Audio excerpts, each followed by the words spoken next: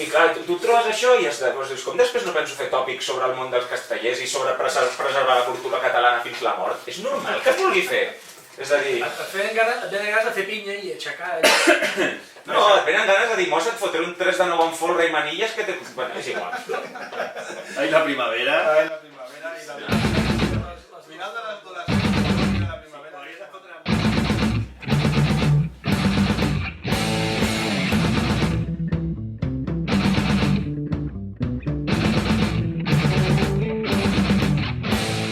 En aquest programa de Mossega la Poma ens acompanya Francesc Busquets, un dels responsables de la XTEC, la xarxa telemàtica educativa de Catalunya.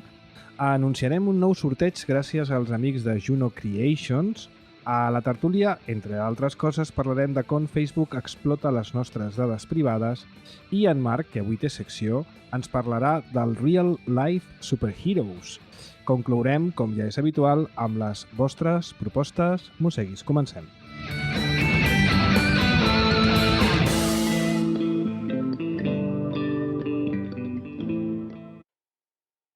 Aquí comença el primer programa independent de cultura tecnològica en català.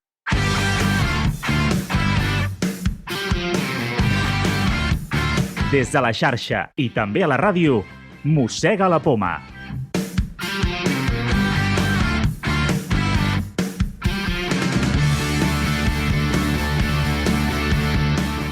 Des de la Universitat Politècnica de Catalunya, molt benvinguts a Mossega la Poma, un programa on parlem de tecnologia dispersa i moltes coses més. El control tècnic i avui afectat per la primavera el senyor Albert González. Castelleres, castelleres! Redacció Raül Arribas. Hola a tothom. Codirecció Marc Alier. Bon dia, Tomàs. Col·laborador aviat-sent Álvaro Navas. Producció Raimon Lapuente. Convidat el senyor Francesc Busquets. Hola, bon dia. Professor, part de la XTEC, creador de JClick i més coses que ara anirem desxifrant. I els comentaments de la nau en Tomàs Manzanares. Saludem a totes les emissores locals que remeten Mossega la Poma a les seves respectives graelles, com cada setmana. És un plaer estar amb tots vosaltres. I jo avui estic... No, Ludo, avui estic jo molt content. No estàs molt content? Avui estic molt estàs tu content? Per fi ja tenim publicada a l'App Store la app Mosseguis. És l'app per estar al dia de tot el que produïm a Mossega la Poma i com a punt de contacte per a tota la comunitat mossegui. Et permet seguir les notícies, les entrades al blog, les show notes, els vídeos a YouTube, al Twitter, al Google+, i a més, alerta, enviem notificacions, com per exemple que avui comencem el programa. Donem pel sac i emprenyem a la gent. Sí. I ara vaig a fer pop i n'enviem 2 cada cop. No, ha sigut jo aquest val. que encara estava mig adormit. I en el Google Play estarem també? I serem aviat, sí. Tot això gràcies... Que no discriminem plataformes. Bueno, a Windows Phone sí que discriminem. Sí, aquesta és totalment discriminable. Però és per afició. Cert que hi ha un del programa Puro Windows que vindrà a la propera tertúlia, que lo sepáis. Perquè no pot ser que siguem tan tendenciosos cap a Android o cap a... Qui vindrà? El Roger? El Roger vindrà. Tot això gràcies als amics de Hola Labs, que no me n'oblidi. A la web nostra podeu trobar per descarregar-vos i també ho posarem a les show notes. I em sembla que... Albert hauria de posar alguna musiqueta? Potser tocaria una musiqueta, Albert. La primavera. A Mossega la Poma ens encanta que ens escoltis cada setmana, a casa, al cotxe, al gimnàs, a l'estació espacial. I a banda de la xarxa, ara també envaïm les ones electromagnètiques de la freqüència modulada. Si vols que Mossega la Poma s'emeti a l'emissora de ràdio de la teva ciutat, només ens ho has de dir.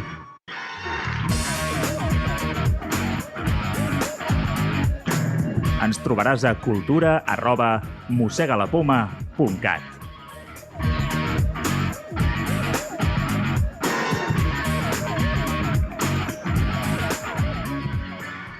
Hola, Francesc, benvingut. Hola, què tal, Marc? Bueno, ja veus quin enrenou, Sí, avui tenim el tècnic il·luminat amb els castellers i la cultura catalana. I les castelleres. Bueno, parlant de cultura catalana, en Francesc i en Tomàs veniu de la presentació del Catalanitzador 2.0.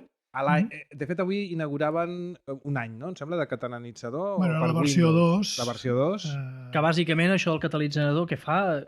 Bàsicament el que fa et facilita, diguem-ne, un usuari estàndard, no molt avasat a remenar les interioritats de l'ordinador, li facilita posar en català tant el sistema operatiu, com el navegador, com les preferències d'idioma, com altres aplicacions, l'Adobe Reader i altres aplicacions que tingui. O sigui, amb una sola execució, amb un doble clic, t'ho deixa tot en Et català. desactiva l'autopdater de l'Adobe Reader, per exemple, i seria una Això cosa no, afegida, un això no valor t'ho fa. afegit? No, ni et canvia versions de programes, ni t'actualitza, diu, això és una altra guerra. Simplement t'ho deixa tot en català, tant per Windows com per Mac, que la novetat ara és precisament el Mac. Sí, ja ho vàrem comentar i vam estar entrevistat a la gent de Softcatalà. Val a dir que, Déu-n'hi-do, tenen molta feina perquè en Windows hi ha moltes versions, hi ha molts service packs i hi ha moltes versions també de l'Internet Explorer i del Firefox i Déu-n'hi-do la feina que els hi ha comportat. Hem vist el Vicent Partal, això s'ha fet avui a VilaWeb. I segur Avui és que- dimarts. Avui és dimarts, sí, per aquells que ens escolteu en diferit o en programació per emissores de ràdio. I bé, estigueu també alerta de VilaWeb perquè segur que ho han gravat en vídeo i ho publicaran. Bé, Francesc, tu, potser el teu primer projecte més conegut és el projecte JClick, que primer es va dir Click, i és potser una d'aquelles històries de que no hi ha cap acció que no sigui bona acció que no sigui castigada, no? No good deed goes unpunished, que diuen. Com va anar això del JClick i com va ser castigat? Bueno, el Click i després el JClick, que és l'evolució, diguem que neix una miqueta de l'àmbit de l'escola. No? Jo sóc mestre de formació i quan van aparèixer els primers ordinadors per les escoles, et parlo dels anys 90, doncs vam començar a pensar com podíem utilitzar aquella tecnologia. Perquè els fem servir. Ens han muntat una aula d'informàtica i ara què fem amb això, no? Exacte. Aleshores, bé, sí, fèiem servir doncs, el processor de textos, El el programa de logo dibuix, el logo, però ens agradava també fer altres coses. Aleshores vam començar a desenvolupar una aplicació que bàsicament feia exercicis d'associacions, de posar en ordre continguts diferents, activitats de text, de completar textos, etc. Molts exercicis que normalment a les escoles ja fèiem sobre paper o amb altres suports, doncs l'ordinador ens permetia col·locar-los d'una manera, diguem-ne, més atractiva, més visual, incorporant àudio, vídeo, podent avaluar el resultat del que fan els alumnes, etc. I bé, d'aquí vam anar desenvolupant això. Però diguem-ne, la part més interessant és que qualsevol mestre, qualsevol educador pot crear les seves pròpies activitats.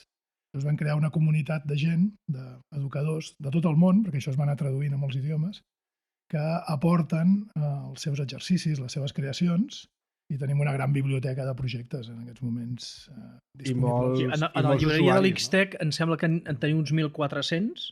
Sabem perquè n'hem fet un web scrapping ara i n'hem vist que hi havia 1.400 i en general em sembla que en deuen haver més de 100.000 arreu.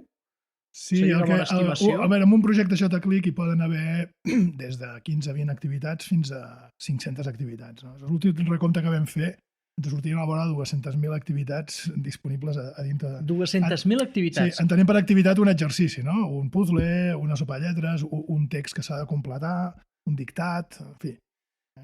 I de nivells molt diferents, hi ha coses des de nens d'educació infantil per aprendre les lletres, els números i els colors, fins a coses de programació química i ja de nivells de batxillerat o més amunt, no? I en diferents idiomes també. Tenim coses en català, en castellà, en alemany, en grec... Bueno. I llavors tu això ho fas estant en una escola i d'alguna manera t'absorbeixen i et porten cap a... Sí, això fa bastant temps que em van proposar d'anar a treballar al departament. Primer el PIE. El programa informàtic educatiu, el PIE, que el va posar en marxa el doctor Martí Vergés, professor d'aquesta casa i impulsor de moltes coses, entre elles el PIE, el programa informàtic educativa. Després va anar canviant de nom, es va dir la SGTI, la Subdirecció General de Tecnologies de la Informació, i en aquests moments ens diem àrea TAC, àrea de tecnologies per l'aprenentatge del coneixement. Aquí Jordi Vivancos impulsava la seva filosofia. És el cap de l'àrea, sí. Llavors, què feu en l'Xtec, llavors?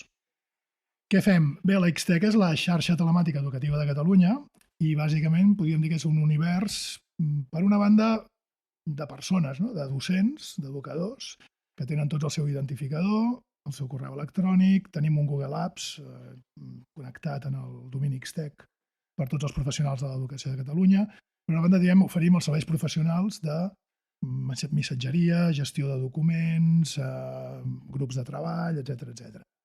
Per una altra banda, la Xtec també és una xarxa de recursos, de servidors, que ofereixen recursos educatius molt variats. Entre ells el JClick, que comentàvem abans, però també tenim serveis, per exemple, de Moodle per les escoles, serveis d'intranet, tenim tot un gran directori d'aplicacions educatives online, de recursos de vídeo i d'àudio digital, amb un portal que es diu... Feu servir, has dit que feu servir Google Apps. Us cobra Google per aquest servei o per ser educació és de franc? És de franc. És a dir, hi ha un conveni amb Google, Mhm. que Google sabeu que ofereix gratuïtament a tots els centres educatius i també, en aquest cas, a la Generalitat de Catalunya, així com a departament, la possibilitat de posar en el teu propi domini tots els serveis que tothom coneix de Gmail i de... I llavors us estalvieu tindre que fer tota aquesta gestió. Mhm. Capside és l'empresa líder en disseny i gestió de sistemes TIC, essencials per clients com El Punt Avui o Meteocat. Amb més d'11 anys d'experiència, Capside és expert en rendiment, escalabilitat, cloud, Amazon Web Services i Big Data. Capside, el teu especialista en projectes d'escalabilitat i en estratègia cloud. Troba'ns a capside.cat. En companyia d'en Francesc Busquets. T'hi has fixat, Tomàs, que abans de la cunya Capside hem parlat una mica de cloud? Sí, l'hem deixat caure. Quin detall, l'hem deixat caure. Estàveu esmentant els serveis que la Xtec ofereixen als... Això, has dit Moodle, vol dir que diguéssim que les escoles poden descarregar-se el Moodle per instal·lar-se d'ell o poden accedir a un Moodle compartit? Mira, inicialment es van posar en marxa uns servidors de hosting, que les escoles s'instal·laven allà el seu Moodle, el seu WordPress, diferents aplicacions online. I per als que ens escolten, estic parlant... els que no pateixen Moodle és un entorn virtual d'aprenentatge on hi ha classes virtuals, es posen fòrums, wikis, es pengen els continguts, es pengen els clics, els quaderns virtuals, es posen les notes, una sèrie de coses més. És una eina, és un software, diguéssim, com d'escola virtual. És un campus virtual, que es pot aplicar tant a escoles de primària, com a secundària, com a universitat, a l'UPC en teniu una. Bé, això inicialment anava així, el que passa que ràpidament es va veure que això creixia molt de pressa i que calien uns coneixements d'administració de sistemes que no sempre es troben a totes les escoles. I el que estem oferint ja des de fa quasi 4 o 5 anys són unes plataformes gestionades professionalment on el centre té a la seva disposició tot un entorn Moodle disponible, o sigui, només ho ha de demanar i se li activa. Dóna'm un Moodle i jo et dono uns passwords als usuaris. Exacte, et dono un usuari admin amb un password i tu ja a partir d'aquí generes usuaris pels professors, pels alumnes, crees els grups, les activitats i tens llibertat i autonomia. I només heu de donar suport d'usuari. Clar, aleshores tenim les empreses que ens donen aquest suport, que en aquest cas hi ha l'empresa Iteria i UPCnet, precisament una empresa vinculada a l'UPC també, sí, que són els que donen el suport. Hi ha els informàtics professionals que s'encarreguen d'actualitzar el Moodle, de procurar que tot funcioni, de fer backups, etc. El centre no s'ha de preocupar de res d'això. En aquests moments tenim a Agora, que és el servei aquest de Moodle, tenim uns 1.500 Moodles donats d'alta, es diu Ràpid, és una de les plataformes de Moodle més grans del món, i en la vora d'uns 400.000 usuaris, entre professors i alumnes registrats. No tots actius, per sort. Que mantenir això funcionant és allò... Sí, hi ha un equip molt reduït de gent, però molts clients a darrere. De fet, em sembla que alguns d'aquests servidors estan 3 plantes més a sota d'aquí, que és on hi ha els servidors, estan en aquest mateix edifici. Just on abans en Tomàs tenia, a sota de la taula d'en Tomàs, que tenia abans quan estava a l'UPC, estan aquests servidors. Havíem parlat, jo recordo una reunió que havíem tingut ara fa uns anys amb aquell personatge, amb en Martin Langhoff, on ens explicàveu que un dels problemes que tenien les escoles era la seva connexió amb internet, perquè si posaves, diguéssim, el servidor fora de l'escola, doncs clar, tots els alumnes tenen que passar pel mateix canuto, i això doncs podia... Encara és un problema, això?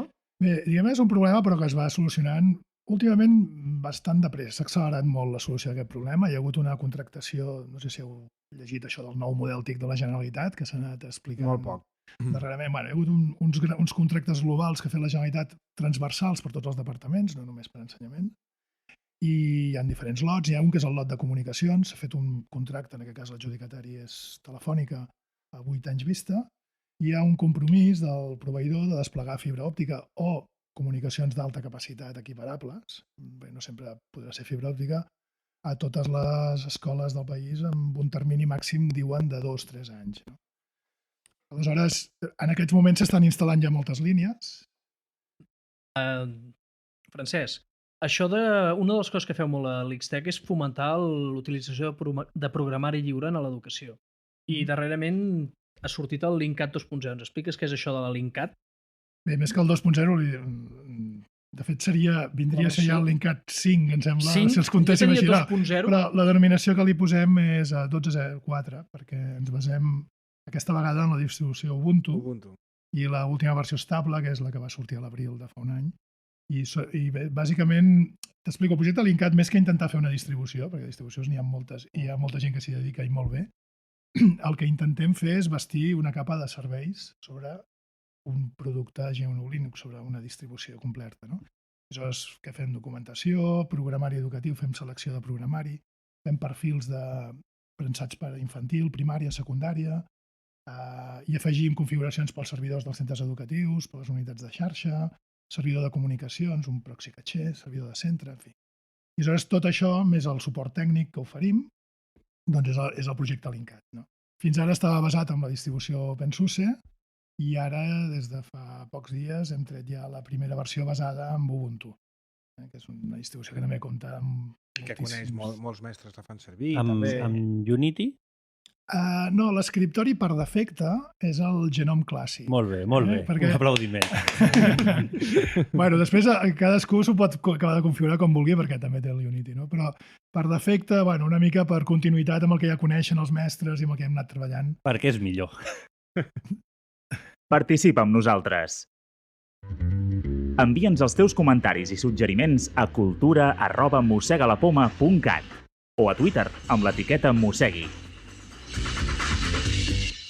A taula, amb en Francesc Busquets. Ara fa uns anys es parlava molt d'això de l'1x1 i amb la crisi i les retallades i tal, on ha quedat l'1x1 i feia... L'1x1 està al Mundo Deportivo i al Marca. Sí, és una altra cosa, no? Que es parlava de donar un ordinador Mundo Deportivo. a cada... Hem de saludar a l'Oriol Farc. Per què? Perquè és el community manager de Mundo Deportivo. Ah, carai. Porta tota l'estratègia SEO-SEM. Això explica uns quants articles que va enviar a Twitter últimament. Sí. Doncs, a veure, tornant a això de l'1x1, això de donar un ordinador a cada nen, fer totes les classes amb el nen o la nena disposant d'un ordinador, resulta ser una bona idea. Com ho veus, això? Bé, això és un projecte que sabeu que va començar, doncs, ja farà 4 anys aviat, dins d'un marc estatal, que era Escola 2.0, un projecte que es va impulsar en el seu moment des del Ministeri. Va haver-hi un finançament molt important que va permetre equipar moltes aules, en el cas de Catalunya, sobretot de secundària, tot i que hi ha algun centre de primària, amb pissarres digitals, comunicació, xarxes wifi d'alta capacitat, que permeten connectar 30-35 ordinadors simultàniament al wifi dins d'una aula, més serveis de plataforma educativa, etc. La idea era utilitzar els ordinadors i el que en diem els dispositius digitals d'aprenentatge, perquè amb la reformulació que hem anat fent aquí entrarien ja tauletes i qualsevol tipus de dispositiu digital, doncs fer-los entrar amb normalitat dins de la vida del treball del que fem normalment a les aules.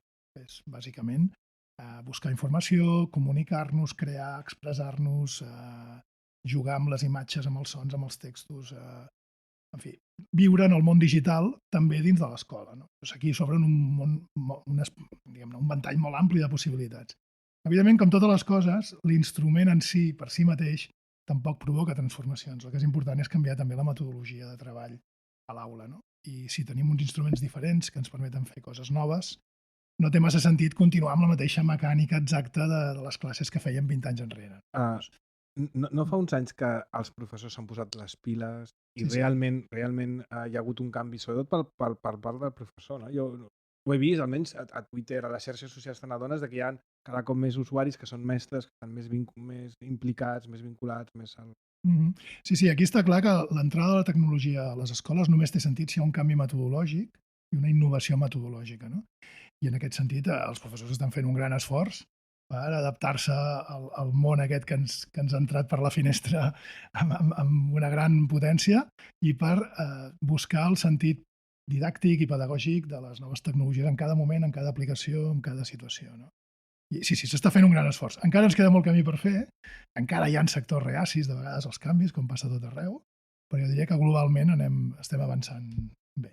Ahir parlàvem amb en Jordi Dell amb una entrevista que s'ha perdut, perquè els Google Hangouts no han funcionat, els gremlins aquests no han funcionat. Una de les coses que comentava que un dels problemes que pot haver-hi a l'hora d'introduir tecnologia és, diguéssim, com intentar industrialitzar l'educació, és a dir, aquí hi ha els continguts, aquí hi ha el que s'ha d'aprendre i simplement com donar la informació a cullerades. Mentre que entenc que el plantejament que hi ha des de l'X-Tech és de tecnologies d'aprenentatge i coneixement, no? El TAC. Home, jo diria, a veure, a Catalunya hi ha una tradició pedagògica de molts anys d'història, no? Que té més de 100 anys d'història. Els moviments més recents, doncs, com Rosa Sensat i altres moviments que hi ha hagut, no? Que han estat sempre propugnant un model d'educació, d'ensenyament, basat en l'alumne, en el seu creixement personal, en el seu aprenentatge, en el seu progrés. Exacte.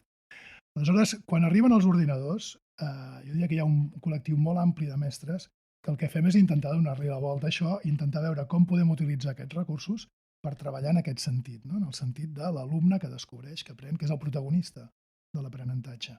Hi ha altres models d'ensenyament més dirigits, més, diguem-ne, d'un que emet, un altre que rep el que... O sigui, en un canal unidireccional, amb una avaluació basada només en exàmens, tal, un sistema molt tancat. I això acostuma a estar suportat fins i tot per grans empreses. Se m'acut algun publisher, que no mencionarem, per no dir Pearson i tal, que tenen un model molt, diguéssim, de continguts, aquests són els continguts i pràcticament el professor només s'ha de tirar endarrere i deixar que els nens estiguin tot el dia agafant, doncs, amb la cullereta, rebent la informació, no? Sí, és el que dèiem abans, és a dir, la tecnologia no predefineix una determinada metodologia de treball. Amb ordinadors pots fer coses molt creatives, molt innovadores, és una finestra oberta al món, és un instrument per fer música, per jugar, per pintar, per jugar amb imatges, per escriure, per comunicar-te, per fer 1000 coses en aquest sentit, o també pot ser una caixa tancada per on s'emet una informació que has de consumir sense interactuar-hi. No? De totes formes, suposo que això implica un canvi a l'aula, perquè fins ara, sense ordinadors, els alumnes, en el fons, no tenien... O sigui, qui anava deixant i filtrant la informació era el mestre. El mestre sabia de què es parlaria durant el curs i anava donant cada dia o cada classe o cada setmana, anava donant només la informació que volia. En el moment que estan els ordinadors i que els nens o els nois ja saben com funcionen, potser fins i tot més que el mestre, des del dia 1 tenen accés a tota la informació del curs o de l'assignatura o del que sigui. Suposo que això pel mestre també acostumat a aquesta posició de força en què jo tinc tot i sóc jo qui et vaig filtrant la part que vull, deu ser un xoc, no? Deu ser traumàtic, sobretot al començament. No, esclar, si el rol del mestre és transmetre coneixement i explicar coses, és evident que això ho posa tot en crisi, no? En aquests moments, últimament s'està parlant molt d'un model pedagògic que es diu Flipped Classroom, no sé si heu sentit parlar, que bàsicament ve a dir, en comptes de perdre molt de temps dins de les aules explicant coses, el mestre fa una proposta i els diu als alumnes, escolta, a casa, de deures, entre cometes, us poso a mirar-vos aquest vídeo, fer aquesta lectura, etc. És a dir, tota aquesta transmissió de coneixement pur, espavileu-vos a vosaltres mirant vídeos al YouTube o un vídeo que us ha preparat el propi mestre explicant la lliçó. I les estones de classe les dediquem a treballar amb casos durs, amb models pràctics, a fer exercicis, a resoldre dubtes, a treballar en grup, a compartir el que hem après. El que passa és que suposo que perquè aquest model funcioni les hores de classe han de ser menors que les actuals, no? Perquè clar, si estàs la major part del dia a classe i en canvi el contingut porta, l'has de fer tu fora, entenc que llavors hauries d'estar o dedicar hora. Arriba a casa a les 6 de la tarda que s'ha de posar a mirar vídeos de totes les assignatures o i a fer exercicis, tant el model dels deures també. El temps s'ha de reorientar. Jo dic com a deures per dir alguna cosa, però podríem... Potser hi ha classes, diguéssim, de mirar continguts i ratos que el professor explica. Era simplificant-ho molt, Però és evident que l'estona de transmetre coneixement no té per què ocupar el 90% del temps que estem a l'escola. Més aviat aprofitem que estem tots junts, que podem preguntar, que podem interactuar per fer els exercicis, per... I a més, com més entretingut, no? Jo m'imagino tornant enrere i crec que estaria més a gust a una classe d'aquest tipus que no les que vaig tenir. Sí, segurament, sí. Si vols que Mossega la Poma s'emeti a l'emissora de ràdio de la teva ciutat, només ens ho has de dir. Ens trobaràs a cultura@mossegalapoma.cat. Fes Queixalada, el primer programa independent de cultura tecnològica en català. Mossega la Poma. Seguim amb en Francesc i ara una última pregunta per acabar l'entrevista. Una de les coses que em quedaven ja en la llista era parlar de les pissarres digitals, perquè, per exemple, aquí a la Politècnica una de les coses que s'han fet és posar a totes les aules, tenim un projector, està amb cadena perquè no el manguin i tal, però bàsicament en molts casos el que s'ha fet és substituir el projector de transparències d'aquells acetats. Les pissarres digitals són horribles. S'ha substituït el projector de transparències pel PowerPoint i potser alguns podem penjar vídeos, però no se'n fa gaire més ús. Les pissarres digitals, què en penses? Quina és l'experiència? Simplement hi ha algú que ha guanyat molts diners venent pissarres digitals o realment són útils? Mira, aquí estem com està el que parlàvem abans. Si la pissarra digital només ha de servir per passar PowerPoint, jo penso que no val massa la pena, no? Tot l'esforç.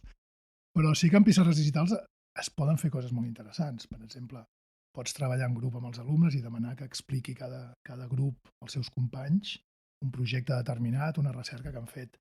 Podem utilitzar programari especialment pensat per interactuar, ja sigui individualment o en petits grups, amb la pissarra digital, en el qual pots posar exercicis, pots posar simulacions, pots crear uns entorns bastant immersius.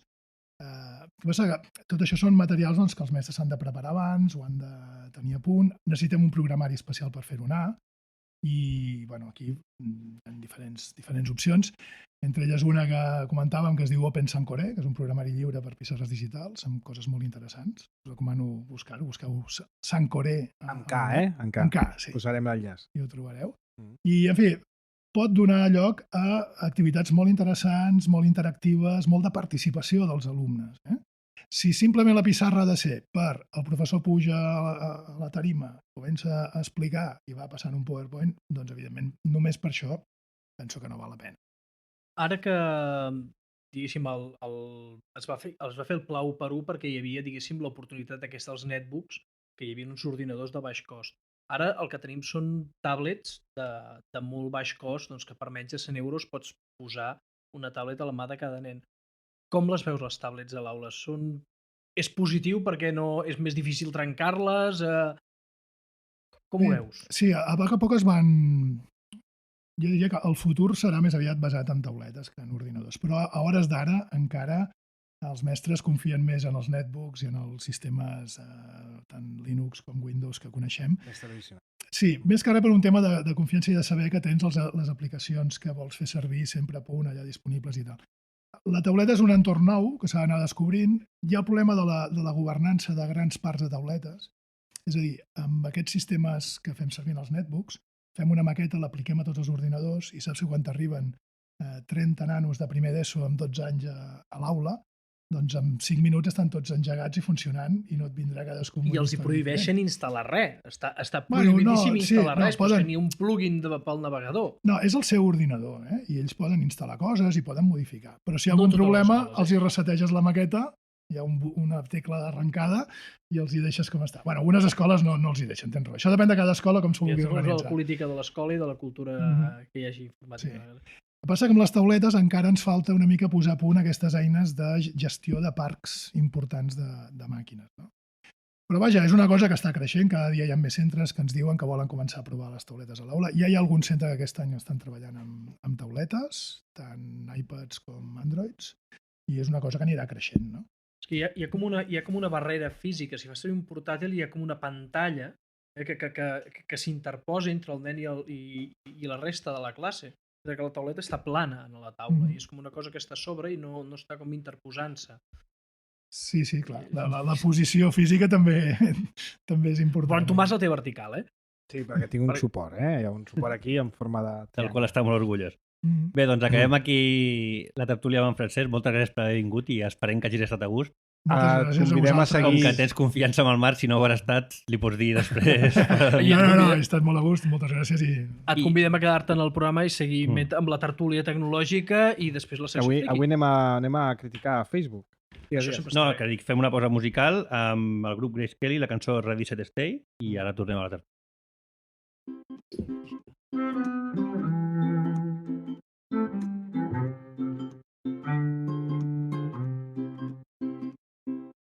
Hit snooze, just 5 more minutes, please. You're such a sleepyhead, and that works for me, Maybe we shouldn't sleep till noon, and we have things to do, but they can wait, let's let them wait. Under the covers, wait for me. Ready, set, stay. Ready, set, don't go away. Ready, set, stay forever. forever. Stay, stay, stay. Ready, set, stay. Ready, set, love me all day. Stay forever. Stay, stay, stay.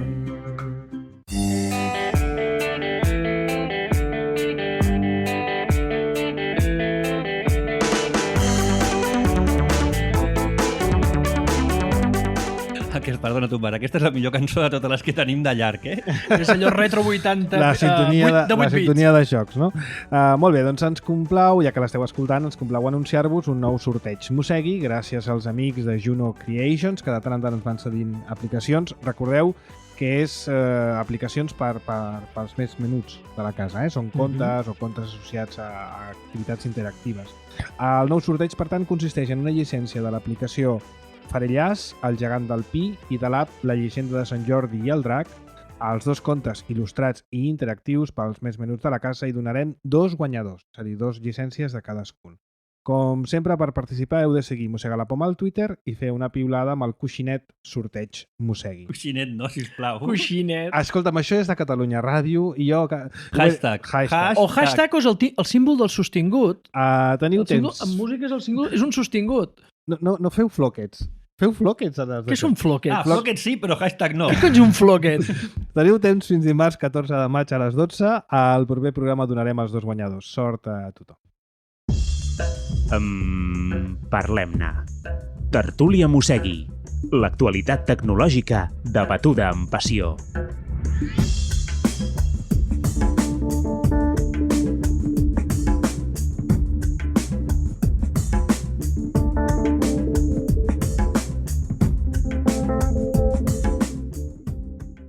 Aquesta setmana passada... Això del floquet és un goril·la blanc o... Floquet de neu. Floquet de neu. Home, va! Vinga, va, que sembla que estic venint castelleres. Aquesta setmana passada, el USA Today... compte, USA Today, no qualsevol diari cutre, va publicar un article que es titulava How Facebook Exploits Your Private Information. Com Facebook explota o manipula la teva informació privada, i bàsicament el que fa és insertar un tracking cookie, una galeta d'aquestes que fa seguiment, en el teu navegador, i encara que tu no estiguis davant de la finestra del Facebook, quan fas altres coses, et fa tracking de les altres coses que fas i informa a Facebook. Jo sé que això venint de Facebook es veu com més lleig, però... Però això si estàs logat fora... Això Google t'ho fa des de temps immemorials, Perquè tu estàs amb la finestra del Gmail obert per exemple, i fas qualsevol altra cosa i, hòstia, la publicitat et canvia, Tornes al Gmail i la publicitat que tens al costat... Sempre, però depèn, si estàs amb altres finestres, en teoria no. No ho sé. Això és evitable amb navegació privada. Amb navegació privada, però o fas logout de Facebook, Exacte. surt de Facebook. Sí, però, a veure, Marc, la majoria dels mortals, igual que quan estàs a Twitter o estàs a Google+, no surts. Tens la finestra, no la tens en primer pla, tens altres finestres... La majoria dels mortals el que haurien d'aprendre és a no entrar a Facebook o tractar Facebook com una web porno, o quan vas a buscar pirateria a torrents, entres en una finestra en modo incògnit perquè saps que allò no vols allò. Està traçat.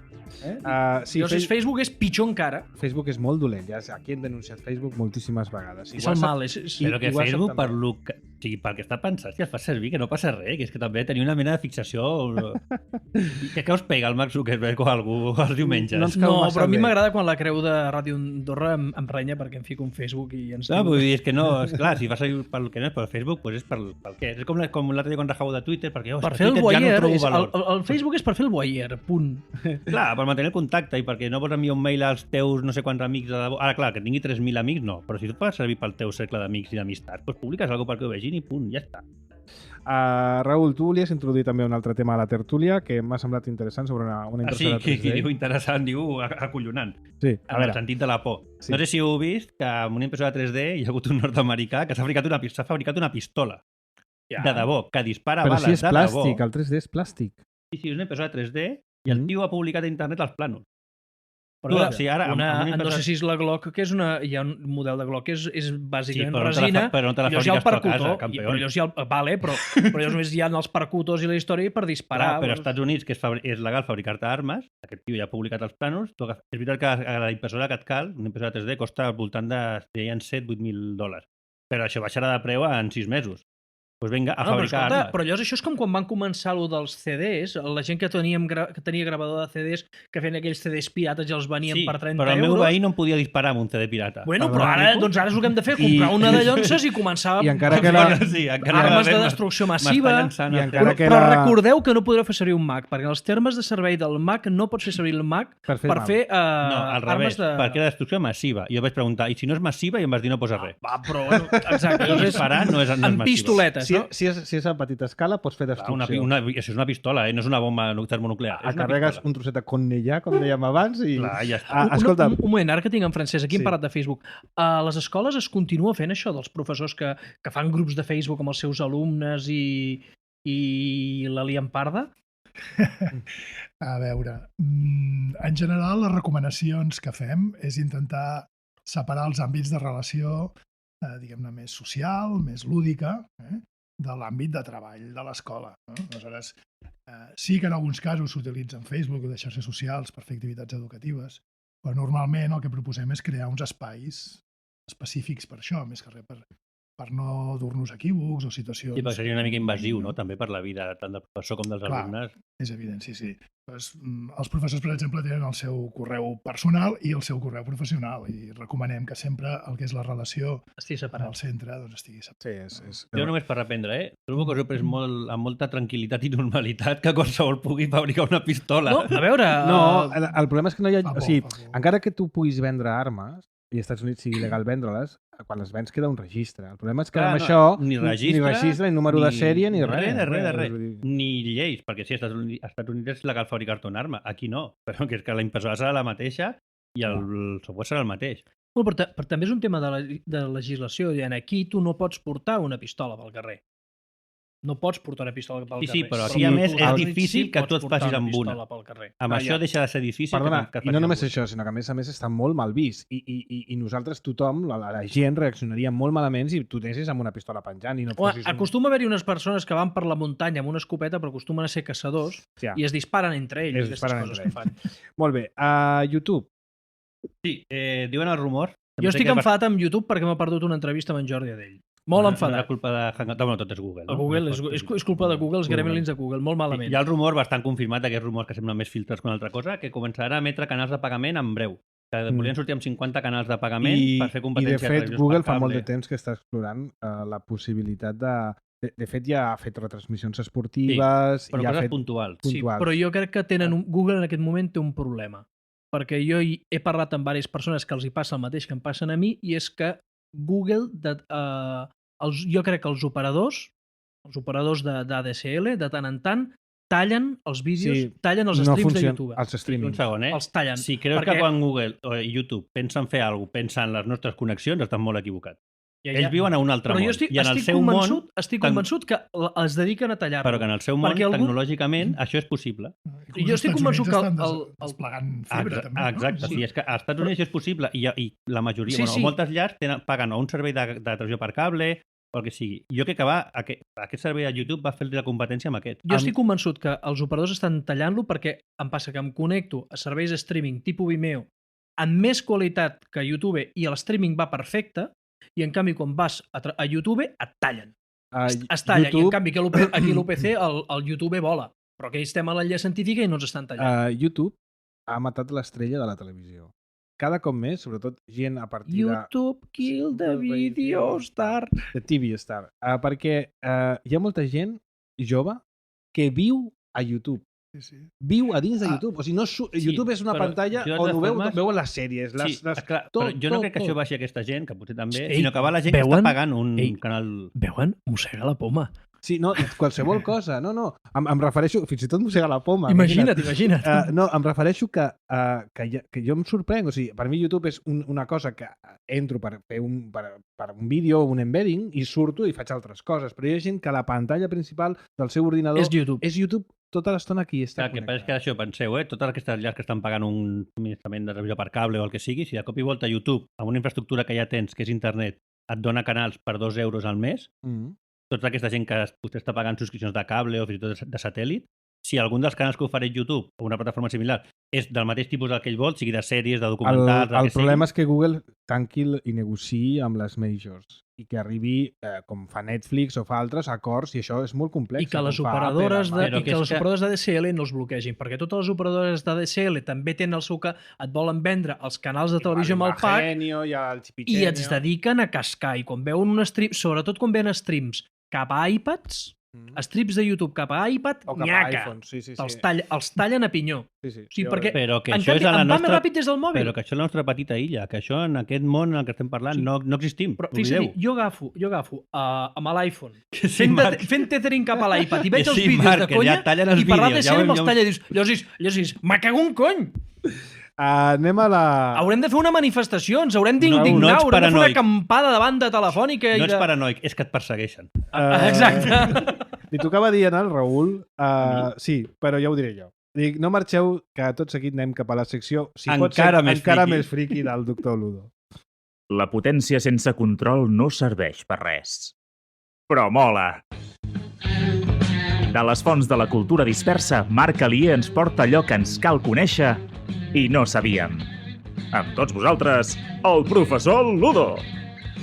Don't believe me if I tell you not a word of this is true.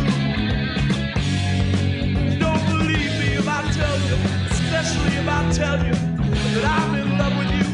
Don't believe me if I tell you. Bueno, doncs, a veure, això de culturalment... No és snob, és que l'Albert... Que el terme culturalment... És que saps què passa? És que els friquis ara, seria que sé, la Carmen de Mairena i aquesta gent, i llavors, clar, nosaltres som friquis d'una altra manera. Un estil de friqui diferent. És una cosa diferent. Llavors ens interessa cultura però dispersa en aquest estil, que també se'ns pot dir friquis, també se'ns pot dir friquis, i he trobat una cosa realment friqui, i aquests són friquis de veritat. Perquè, a veure, qui de vosaltres no va voler de petit ser un superheroi? Spider-Man. I tu, Francesc? M'enganxes ara. No recordo especialment cap superheroi. Cap superheroi i tal? De fet, jo col·leccionava teranyines, a veure si entre moltes teranyines podies fer així. Havies d'anar vandellós a veure si et picava una aranya. Sí. Però llavors era més per X-Men que per... Sí, bueno, però l'Spiderman el va picar una aranya... I tu, algun superheroi? A mogollon, depèn l'època anava canviant. Depèn no de era per Spiderman, per molts dels X-Men, per molt. Jo sempre havia tingut... Menys Batman, que sempre el pobre dius, no té poders, perquè vull ser ell. Però té tota la pasta del món, Quin mal ha fet Marvel. Jo era bastant de Superman, no? Però llavors hi ha gent... Des de la modèstia, no? Què? Jo vull ser Superman. Superman, al final dius, escolta, és que...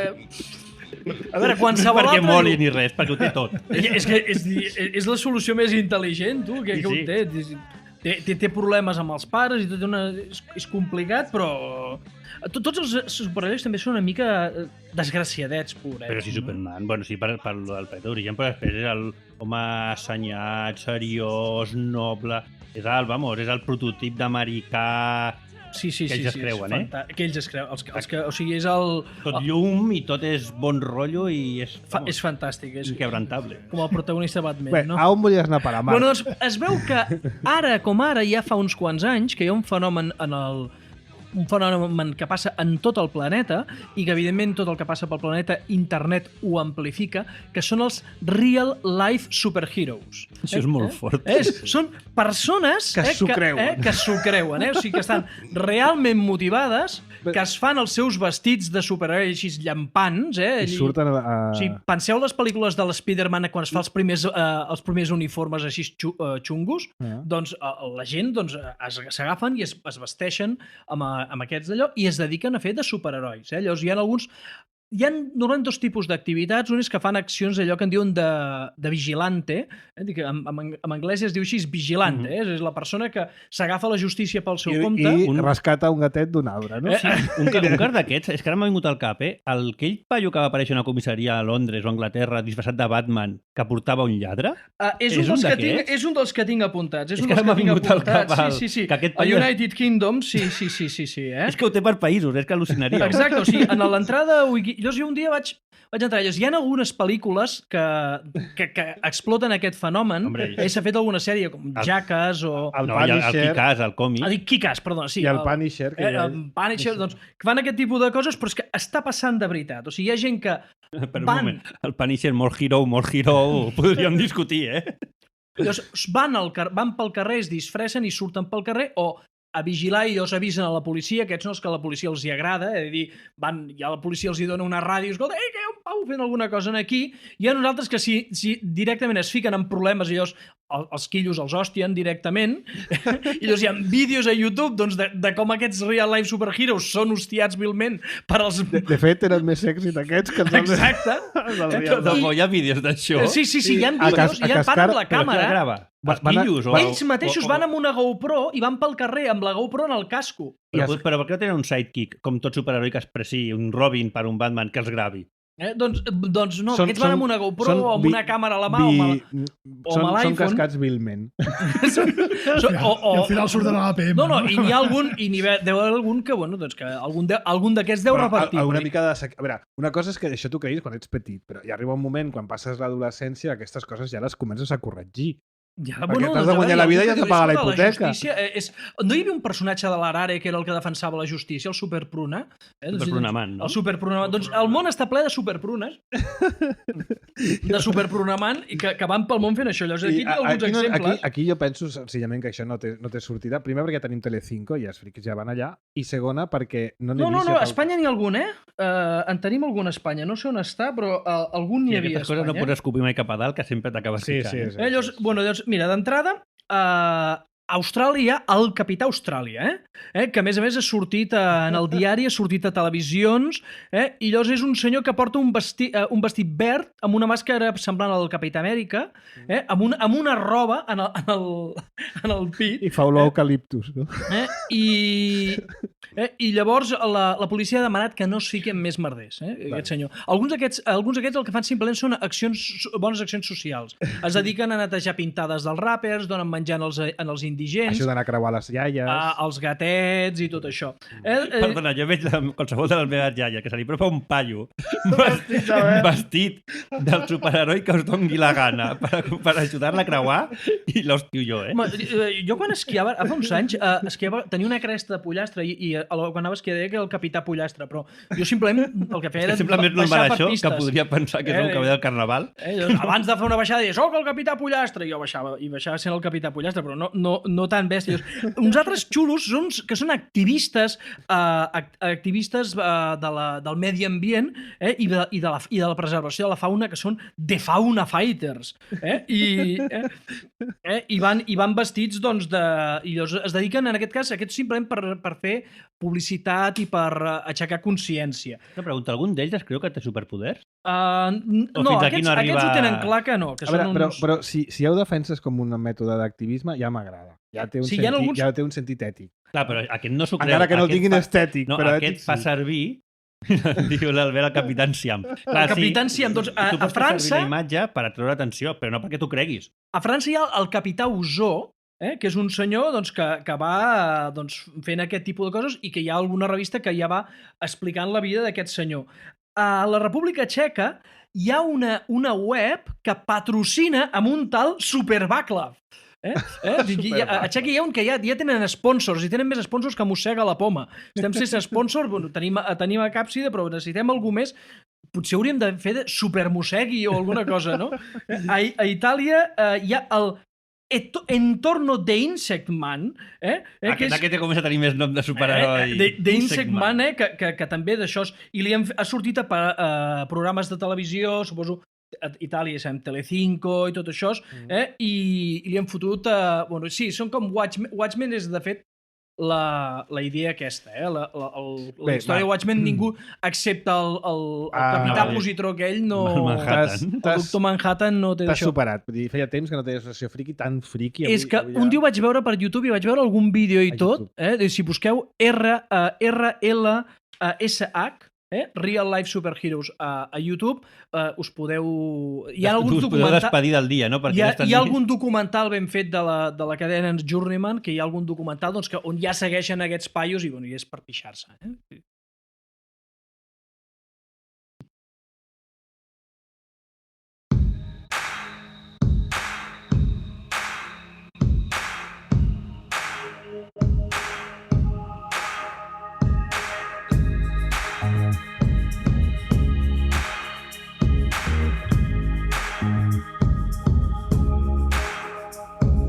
have you been wasting your time denying all that you want? You said you want to be an astronaut, you want to be a star, you want to be a winner, you want to go far. But every painting has been hung, and every worthy song's been sung. And every story has been told, made to fit a lifeless mold. You can't wait till stars align. Now's the time for Entrem en temps de propostes Museguis, que és, com sempre, la recta final. Cada dia m'agrada més la sintonia de les propostes, eh? Sí. Trobo que anem agafant el... Sí, el sí, puntet. sempre l'entrada, perquè és clara, Sí, no m'agrada. ben m'agrada. locutada. El dia que li portem una sintonia de veritat, aquest home li agafa alguna cosa. Vinga. Bé, jo volia fer la primera proposta. És una app en la que professionalment sóc en part responsable, o sigui que és una mica he venido a hablar de mi libro, però com que és gratuïta no em sap greu recomanar-vos-la. Si us la descarregueu... No només és gratuïta, sinó que té avantatges per qui Sí, a us més té avantatges, però si us la baixeu i la feu servir i em doneu la vostra opinió sincera, si no sincera no la vull, jo us ho agrairé. Perdona, És un- però els Museguis són tots sincers. Com un dia no surti bé l'àudio, et matxaquen i et quedes... Sí, Llavors, és una app de Capravo, dels supermercats, que hem publicat per iPhone i per Android. Ja té descomptes, informació vària... Bé, està bastant bé, està bastant completa, eh? Sí, compreu a través de l'app, llavors hi ha No, descomptes. no és per comprar. Són descomptes que tu pots activar i després quan vas a la botiga te'ls fan M'acceptes un automàtics. suggeriment? Sí. Facilita el servei de carrito. Després t'ensenyo una cosa i a veure si ho pots imitar i copiar i portar-la a l'aplicació. Perquè jo quan vaig a comprar no vaig al teu... no vaig aquí. Doncs no vull perquè- saber res més. Vale. Però us accepta Digue'm. el meu suggeriment, perquè l'altre dia ho ensenyava i flipaven. I a més, si ho pots muntar per establiment ja ho flipàvem. Bé, pues això, que si us la descarregueu i la feu servir i ja us posarem a les show notes el link d'iTunes i del Google Play, però bueno, si busqueu Capravo sortirà, tampoc té més misteri. Molt bé, jo més propostes. Jo us recomano que visiteu el blog de l'Institut Joan d'Àustria. És un institut de Barcelona, està a Selva de Mar, i allà escriu el professor comunicador i conegut Musegui Carles Cano, que ha fet moltes coses en vídeos i vídeos educatius, i també hi escriu més gent. Fan moltes activitats obertes a les que us podeu apuntar. Ara, les que citaré ara no arribareu a temps, però tot just avui es fa una conferència oberta sobre Raspberry Pi i un taller d'eines de hacking en xarxes d'àrea Que local. de Raspberry Pi en vam parlar ara fa unes quantes setmanes amb el Exacte. Parrofito. Ahà. Per tant, estigueu al cas, blog de l'Institut Joan d'Àustria. La Sílvia, la nostra col·laboradora de la secció de ciència, ens anima a votar dins del concurs de B Digital, que és un concurs d'apps que es fa aquí a Barcelona. Ens convida a votar l'app Soundkick. Sound, K-I-K. Diu que és una app que serveix per poder triar la música en un bar i compartir-la amb la gent. Entenc que és com un jukebox, però que cadascú porta el seu Exacte, mòbil. és un jukebox. A més, diguéssim, hi ha una I modalitat que s'hi pot subscriure al local i l'altra a les persones. I Bàsicament, cadascú va posant la música, entenc, Això no? seria com allò que volien fer els de Google amb el Nexus Q aquell. Que tu, Sí, hi havia una aplicació exacte, sí. i la gent anava fent això. La gent anava passant i anava movent la llista. Diu que per poder votar us heu de registrar... Jo us deixarem els enllaços, Per això sempre el que s'havia de fer és anar allà en el DJ per una de Scorpions Però i ja no tal, cal cridar. Ara ho fas O així anar a la mar màquina, maco. posar diners i veure que la teva cançó no sonava mai. història. Bé, ja us deixarem els enllaços perquè t'has de registrar a B Digital i llavors ja pots votar per l'aplicació. A la propera setmana, a Mossega la Poma, parlarem de continguts digitals amb els responsables de la revista electrònica Unbreak. Gràcies a tots per la vostra atenció i ens retrobem la setmana vinent. Ja sabeu que ens podeu donar suggeriments, idees, comentaris, la vostra opinió de l'app de Capravo o el que calgui a cultura@mossegalapoma.cat i a Twitter @mossegalapoma o al meu. I recordeu que aquí dia passa, mossega la poma. Adéu-siau.